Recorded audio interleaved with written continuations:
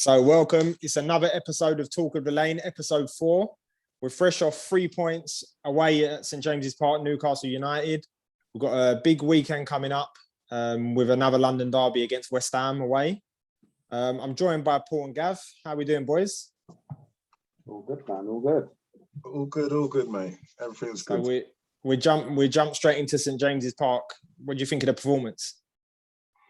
One of our best this season, I think. I don't know what Gav's going to say, but I think they're thoroughly convincing. I mean, it wasn't a 3-2 game. It should have been 5-60. I thought we played well. Oh, Newcastle's not won a game this season.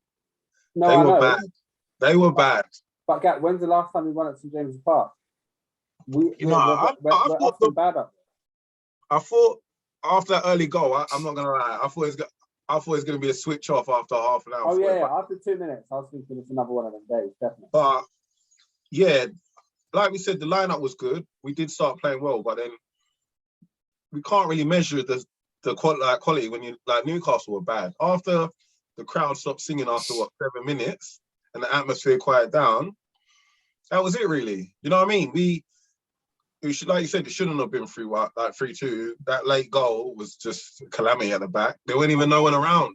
That's why I don't understand. But I don't know what that was doing now. I'll take the positive that we're scoring more now. And yeah, a win away, you're always going to take that anyway. So I think there was lots of positives, man. I think Skip and Holberg in the middle starting to get a proper partnership. I think Dele woken up and he was brilliant at this. He was really good. That's what we've been expecting from him, hasn't it? As a record signing and that kind of player. That's the kind of performances we're kind of expecting. You see glimpses of here and there, but he never does it for a solid, not even a solid 45 minutes after time, let alone a solid 90.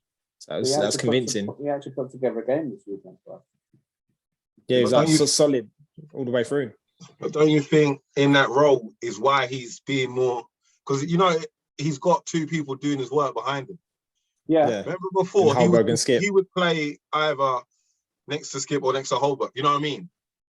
And then you've got to do both there. You've got to defend, and now he knows he can just lazy around up top and try and create something. Like even the goal, he took that so it looked effortlessly. Casually, there's other players in that position who would have just, what should I do? Should I lay it off or take too long, get blocked? He just took one touch out of the way and just go like, you know what I mean? That's what we need. We need someone who can step up and score goals just like that. And he does get the odd goals. Even last season, he popped up with a few. So yeah, that was refreshing. Do you think that's our best 11 yet now? Definitely. Yeah, definitely. Best starting 11, 100%. Yeah. Well, we said it last week against, 2 weeks ago when we played Villa. He was at the game and that was the team that started. I swear it was the same team that started, Yeah, it was. The only thing you'd say is maybe, obviously Bergwijn's back now. He's fit, so he might slot in at some point for maybe Lucas or someone. That's the only one I can really see that might need have challenging for his starting 11 place. The rest of the team looks solid. They look solid to me. I don't think there's anyone moving anybody. Depends who we at play. The moment, anyway. We need the pace. Lucas will probably keep his place. But if we need, if we're playing City away or Chelsea, you'd expect probably Bergwijn to start. He's a little bit more defensive, isn't he? He puts a little bit more work right down backwards. Yeah. I've noticed Lucas drops in the middle a lot more, Have you noticed he comes more central for the ball and he does like to turn and run a lot. Sometimes he does lose it, but he works hard. But yeah, having Bergwijn back will be good. And I'll be honest, when the game started, and then I was like, okay, we've only got Jill on the bench. I actually totally forgot we had Dele Alli. I actually forgot that. No, when you think, who can we just bring on? And I totally forgot. Only when I saw the camera flash, he was sitting down. I was like, because I can't see a way back in for him either. Not if Ndombele plays the way he plays, no way. But then even say Ndombele has a bad game, you'd rather Jill come in or Lo Celso. You know what I mean? Yeah, I think definitely they fit. Not convinced about more, Jill, but definitely probably Lo Celso. No, I like Jill. He was on the Golden Boy. Normally, this. So he's got a little something about him. Yeah, but Kane was on the Ballon d'Or, but you wanted to drop him 2 weeks ago. Wait. What did we say? We said if he's having a bad game, take him off. You can't. We can't drop him, but you sometimes if you're doing nothing, you've got to come off. I don't care who you are. It's like, prime example. We got a goal and an assist for the weekend. How are you feeling about Kane now? Yeah, he needed that. He's up and running now in the Prem, isn't he? He's up and running. So you know what happens once he gets up and running, he flies. Yeah. How are you guys feeling about him in general? Because I do listen to another few Spurs podcasts, and people are still a little bit split over obviously his issues over the summer and possibly wanting to leave. And some people are like back on the Kane bandwagon. It's like he's a Tottenham boy. Every time he scores, I'm happy. And some people are still a little bit bitter about what happened. They're still a little bit like he hasn't earned right to play for us yet, earned the right for us to sing for him. And they're still a little bit dubious about it. I think the people are bitter need to look at the bigger picture. He's given this is 8 seasons, I think, or like solid seasons, Paul. You know what I mean? 110%. Like, come on, he's when has Kane ever before this season? When would you said he's ever sulked or you know what I mean? Never. Yeah. He's never. And yeah, he wanted to leave. We know that he wanted to leave. And I don't blame him. When you see Grealish going for 100 mil and Kane's played for the last 6 seasons way better than Grealish. Like, you know what I mean? Yeah, Grealish had one or two. He was in the Championship 3 seasons ago with Villa. Yeah. So it's frustrating. And then not even that, when you see players probably like you've seen Chilwell, Abraham with Champions League medals, Mount, you know what I mean? Like these players they're good players, but they're not main Chelsea players. They could, in a few years, they could be not heard of or sold on. But Kane's been the main man for us for all these seasons, and he wanted to leave. And I do feel sorry for him, but I'm not going to say, obviously, you should never sign a contract if you want to leave. But at the moment, he's a Spurs player, and I'm always going to back him. You know what I mean? I'm not going to. Yeah, same. I'm still a fan. I want him to start every game. Every time he scores, I'm happy. Some people are still a little bit upset about the whole thing, but I think I agree with you. Fair play. Like he probably does deserve a bigger move. He deserves a bigger club. He deserves Champions League, definitely. Of course. If you can't offer him that, then how can you blame him with that?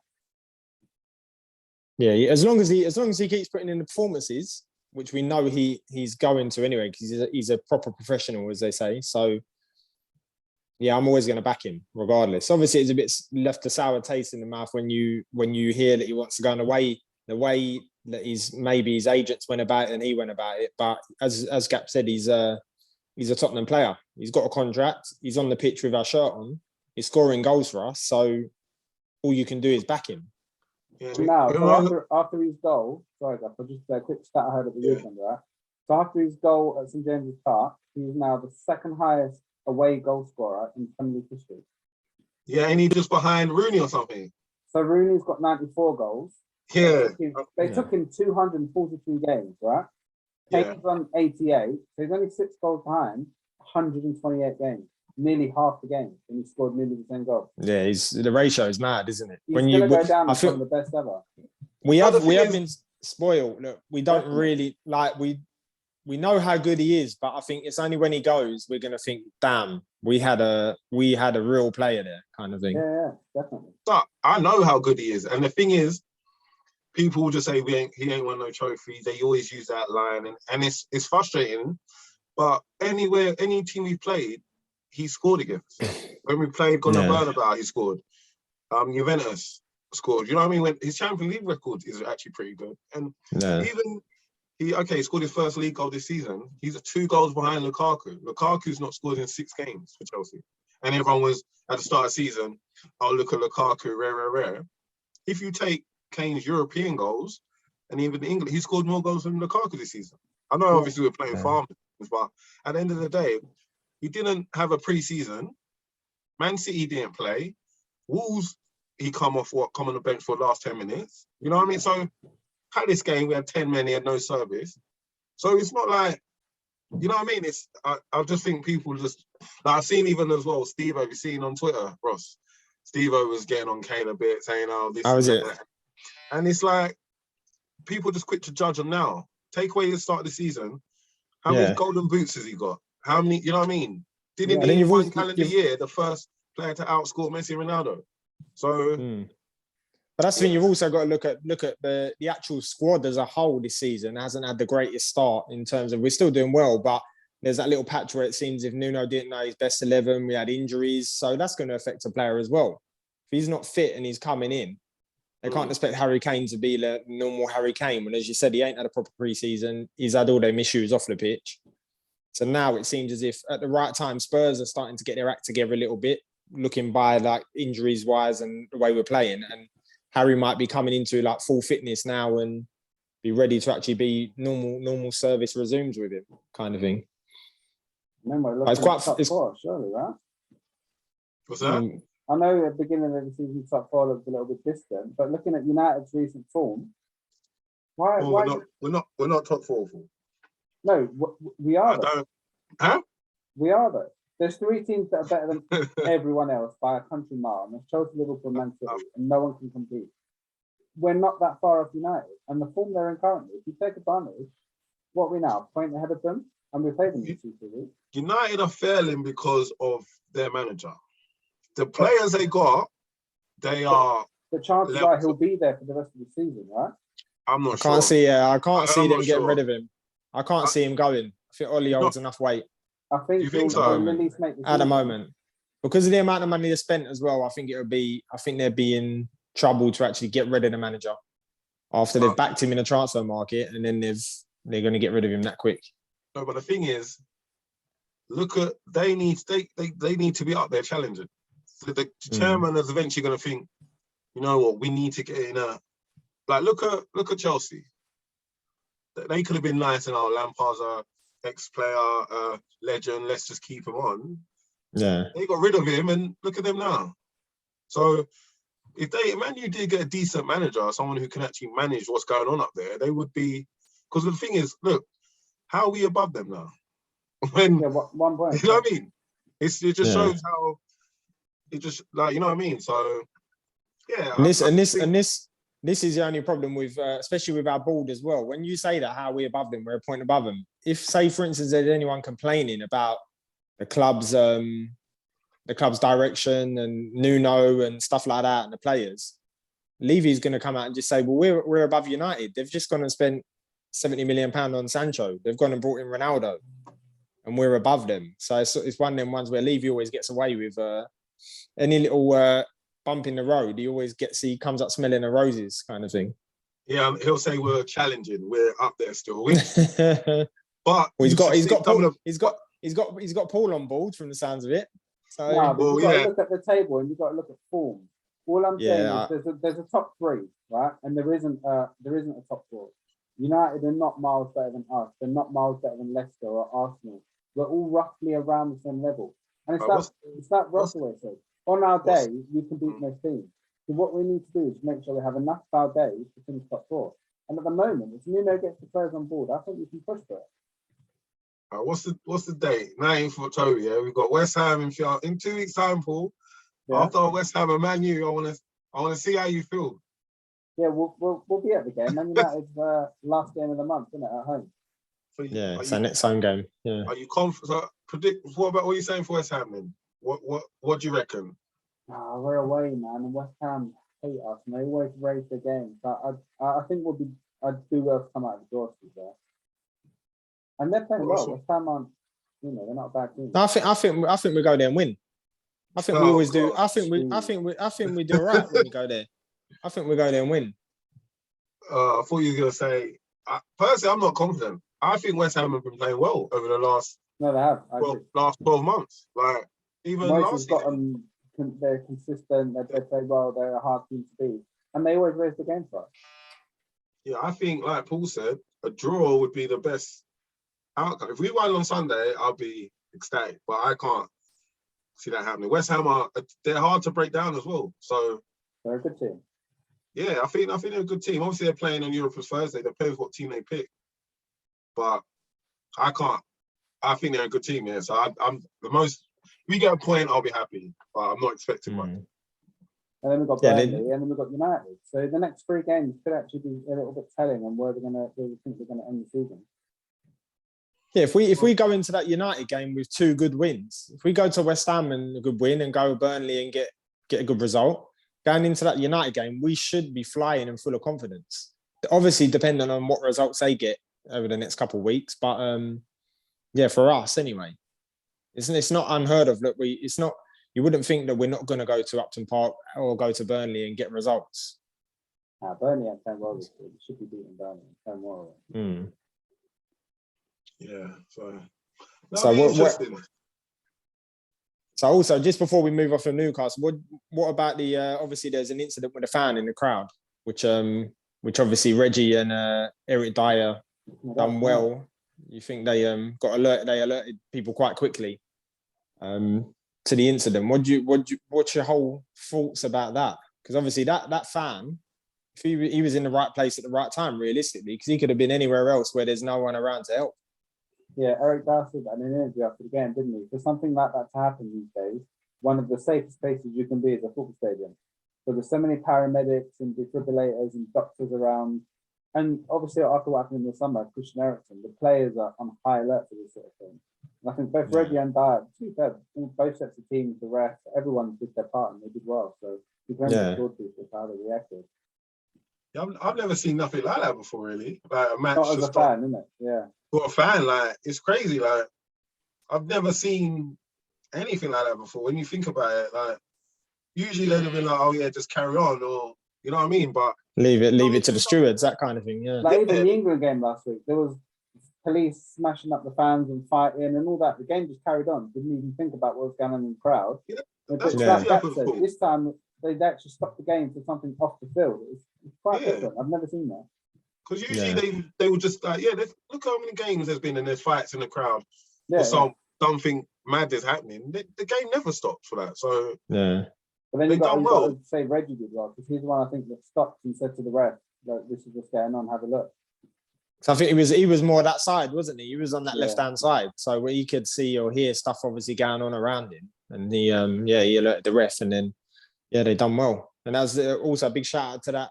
There was an A&E doctor, wasn't it, in the crowd, and he's gone all the way around and then performed CPR for literally like, I think they said like 10 or 12 minutes kind of thing. So that was a nice reception. You see the video with like 10,000 people clapping him, like chanting hero and that, and he's just happy to watch the rest of the game.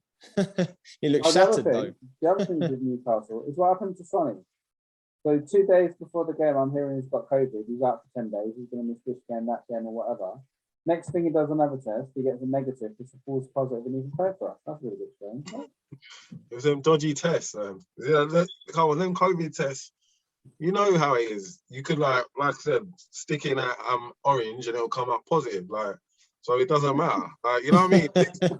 These tests, we know it's all a joke, really. So where you buying your fruit from, Gav? Let me know just in case, innit? But then you look at it and Sonny scored the winning goal. So without Son on the pitch, it would have been a different game. Yeah, I'm sure we should have. Well, we would have beat them without Son. I'm pretty sure. We should have. And we anyway. Yeah. So at least. Well, no, someone else was meant to be a positive test as well. Yeah, I think they were saying on Twitter it was Gil and Son. That was the rumours going around. Oh, was it Gil? Because they both travelled international duty as well. But it seemed as if I think Spurs put a statement out saying it was like false negative, and then that's the end of it. I think the current rules now, it's like, and even I think you have to show symptoms, and like kids are still going to school. They might have someone in their class that they're contact with. Unless they show symptoms they still go to school and stuff. So I'm not too up on all the actual guidelines. So I wouldn't know. But all we know is Son made the difference on the pitch, and we're grateful. So what do you not think about Thursday then? I think it's going. Are they the toughest opponents in the group, or is it? Well, if they're the toughest and we drew 2-2 a thing, then. No, I don't know. The other team we drew with PSG as well quite recently. So I suppose, But didn't Club Brugge draw with PSG in the Champions League and Man City just being 5-1? Yeah, Man City are a different gravy, man. We're not competing with Man City, are we? I think of Vitesse as they've always been in and around Europe, innit? They're a bigger club as such, name-wise, anyway. So I'm just thinking, hopefully it'll be us. Big name, the name just dried up. So what do you reckon? What are you hoping to win? I'm not too sure. I'm not too sure about what the result. I'm assuming a win. To be fair, I haven't done much. I suppose it depends on who Nuno takes, doesn't it? Yeah, but we need to be careful in this. I don't know what he want to. Obviously, wants to try and win it. But we only have one win in this group. So we do need to. We got 4. You know what I mean? So he's obviously going to have the one eye on the Sunday with the because that's a massive game with West Ham. So, but you don't want to take this game not too seriously, and then might end up. You know what I mean? And then later in the group, you got to play a full team to. You know what I mean? You'd rather try and get it out of the way now. Yeah. Well, to be honest, we've got a decent enough squad to take 2 strong squads anyway. I don't think they're better than Rennes. They've only got 3 points. The only game they won is that NS Nura, and you saw that game. They're run. Yeah. So I think they're like third. Where are they in the league? Where are they in the league at the moment?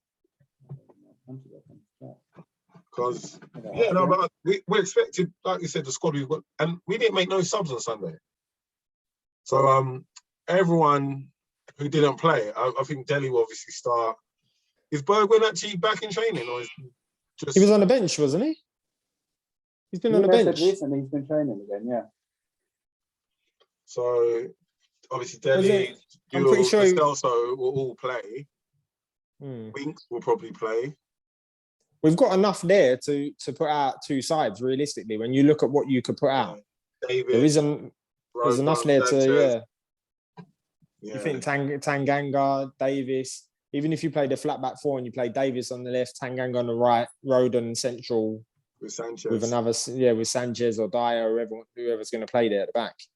I mean, they're 6th in the Dutch league. So same about us then. Nah, man, we're 5th in front. Come on, we're above Man United. They ain't. What's we're behind Brighton. But Brighton started well this season. So Brighton have been good. They've impressed me. They've been good. And they see you lot didn't want that Harry Potter manager. I was just about to say everyone was saying they don't want Potter, and then Potter's come out flying this year. He's waved his magic wand and he's been doing bits. I mean, you say this and they've started really well, and everyone talks about them in a positive light. We've got the same point. Yeah, but come on. But this is what I mean. It's all about narrative, isn't it? Everyone says how good Brighton are and how poor we started, but we're both sitting on 15 points right now. Yeah, but Brighton haven't spent 60 million, 40 million. But we played Chelsea, we played Arsenal, we played Man City. Brighton are not making £25 million a year just off beer from their stadium. Yeah, but we're making it and not spending it. So what difference is it? That's what I mean, but we should be spending it. They've got an excuse not to be spending. We've had double NFL at our ground in 2 weeks in a row. So I see. That's why I said it. I see it on Twitter today. They've done like a calculation of how much beer they sell per game and how many events, and it turns out it's about 24 million a year just off beer alone. Is that because we got the brewery? The brewery is self-sufficient because we can produce more beer in that brewery than we sell. So it's ridiculous how much money. It's great business, but obviously, if it ain't getting spent on the pitch, if it ain't getting spent on the squad, it's kind of like, can you celebrate that? Like, can you enjoy that? Oh from Levy's point of view, of course he can. Yeah, for a ball, that's for a club. Yeah. For a club. And I was saying, all the players who played in the NFL and the fans, they said it's amazing. Yeah. When we went there for boxing, the stadium was amazing, wasn't it? It's great now. Yeah. So at the end of the day, we're as a stadium, and we still haven't even got naming rights yet. So I don't know what's happening with that either. No. Is he just going to hold out? I'm not sure, because I thought it was going to be sell it all together. Like he's going to sell it the club as a package and say, right, and we've got the naming rights on top, so that's another 500 mil because you can brand the whole club as your own. Like if, say, for instance, Google or Amazon or whoever took over, they could brand the whole thing as like the Google Stadium, everything like that. But who knows? I can't see them selling up anytime soon. Now they're making this amount of money. It's ridiculous. No, they're not going to sell yet. No way. Why would they need to sell? The only way they'd sell if the on the pitch we started going really bad. Yeah. And then he would have to sell because the fans would just backlash, you know what I mean? And he wouldn't want to invest more money on the pitch. But but I think he's still, like I said, he's still gonna sell Kane to get his money anyway. That's his little We're He's talking going to about do that. selling out. What do you think Huh? of the Newcastle takeover? We've just played them and beat them, but I think There's, it's a gamble because they can only spend a certain amount in January. The team they've got now could be going down. could go down. Yeah, that's what I think. Yeah. So mm, if you get to January now, what are you going to do? Going to just rush out and spend the whole money? And if they do, it's going to have to be on defenders because they cannot defend. I know that big wages, Yeah. because no one's going to come on cheap now. Then if you don't stay up, then you've got all these players going to be who they suck. Like, you know what I mean? But I think they could probably afford to keep the players, right? Because of who they're owned by now. They can probably keep the players, but it's going to set them back a whole year's worth of development, isn't it? But yeah, I think they could go down as well. I think it'll be hilarious. because if they can spend, I think someone said they can only spend 180 mil because of their financial fair play. We probably haven't spent 10 years, have we? it's gonna take them a certain amount of time for them to be able to pump money. They can't just pump money into club no more like Roman did, where they just put the money in and that's it. They've got to do it via sponsorships and stuff like that. So they have to get their revenue up to a certain level, so that they can spend that amount. So that's why Man City were doing it dodgy. They were saying that sponsorships are like overinflating the sponsorships and then getting their own companies in different countries to sponsor the club and paying the extra money, which it shouldn't have been. It was all corrupt, you know what I mean? They were paying. Yeah, you're right. Like you said, other sponsorship companies were paying over the amount to say, yeah, we've made that much money, when it was one of their cousins or feeder club. Like, you know what I mean? Money. Yeah. It's all. But the thing is, like you said, Newcastle. Who are they going to attract? Someone else talked to at work said Jesse Lingard, players like that. And then they send this Icardi from Paris Saint-Germain. Like, they're going to want to be on huge money. And then who wants to live in Newcastle? Like, you know what I mean? No matter how much money, you know what I mean? You've got to. You're not going to say that, but they all went to Manchester. It's not that different, is it? No, but Paul, Manchester is a different. Come on, that's just. They got BBC studios out there. Manchester's different. It's but Newcastle historically is a big club still. No, you're a big fan. No, yeah, you're right. They've got a fan base, but what have they won or done anything? You know what I mean? They're City one, isn't it? Before they were. They're a one city club as well, aren't they? In Newcastle, there's only them and Sunderland up the road. There's no one else in there. It's not like London where London's got like 12 big teams in it, all within the space of a few miles of each other. Yeah, and so like Paul just said, what have City done? It's taken them time to get here, Paul. When you think, but that's what I'm trying to get at. How long do you think it will take them before they're a top club and top four and champions? And it's going to take them 2 or 3 years, isn't it? Because I think 5. But I mean, in terms of being able to start signing quality players, if you look at City when they first got taken over, the first couple of years they weren't signing the top grade players. They were signing. I remember they got Robinho, and they. But look who he had around. Look who he had around him. Didn't he have? He had Joe with him, or he had like Ireland in midfield. Who was their right back? When it Danny Mills? Was it Danny Mills? When it first started, it was a bit. It wasn't. It wasn't. It took time because then they got Adebayor, I think Gareth Barry. You know what I mean? They were trying. But then Newcastle now are worse than that Man City team, and it still took them 5-6 years to become. Suppose. Yeah. Because their fans are celebrating like they're going to win the league next year. And it's so stupid. No, it will take ages because you got to think. Yeah, I think for them to even get into Champions League, I think it will take at least 5 seasons, 5-6 seasons.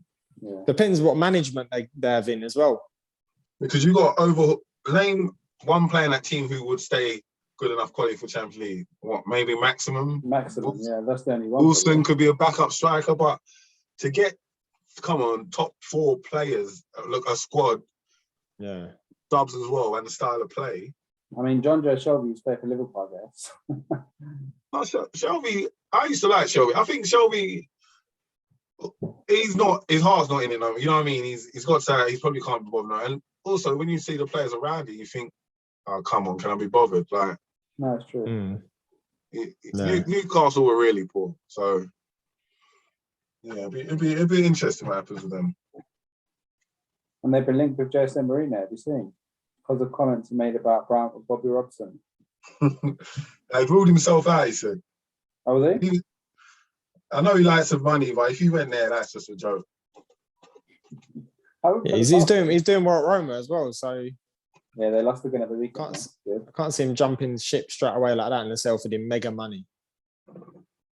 I'm still looking forward to playing him in the Europa League Conference final. That would be good, wouldn't it? Where is the final this year? Does anyone know? I know we always, whenever Champions League, we always look for where the final is, but I haven't even looked this year for this. And we'll let the stats man get on his computer. Paul, the stats man. I did check before. It's some random country. It's going to be like Albania or somewhere, isn't it? It's going to be mad. Armenia.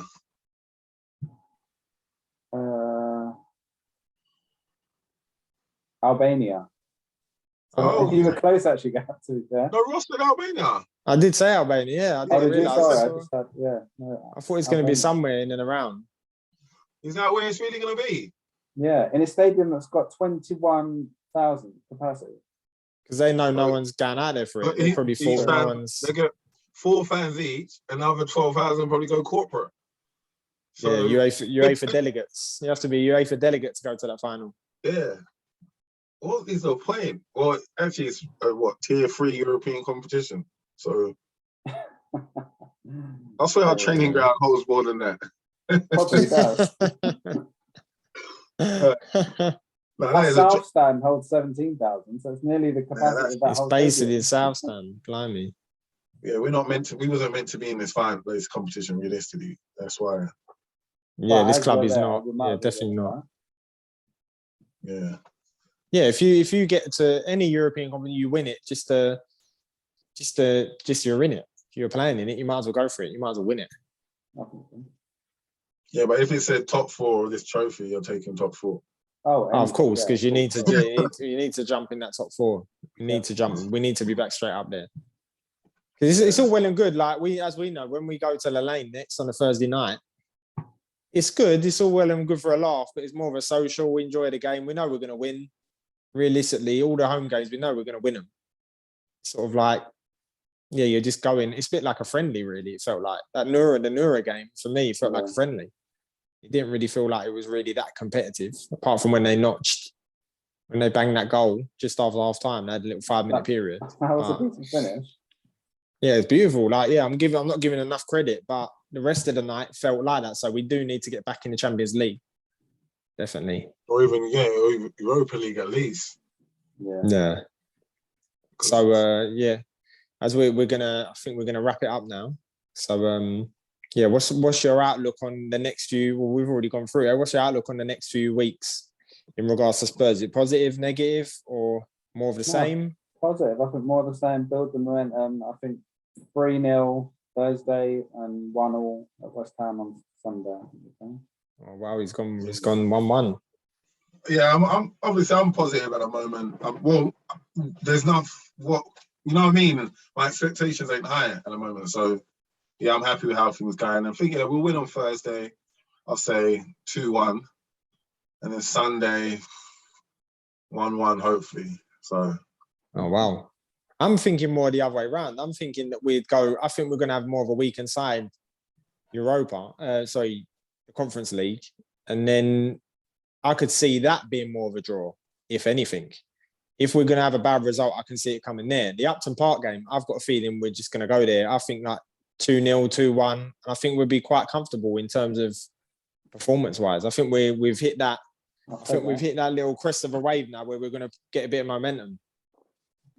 Hopefully, anyway. You must have said something good for dinner with that optimism, but I'm not.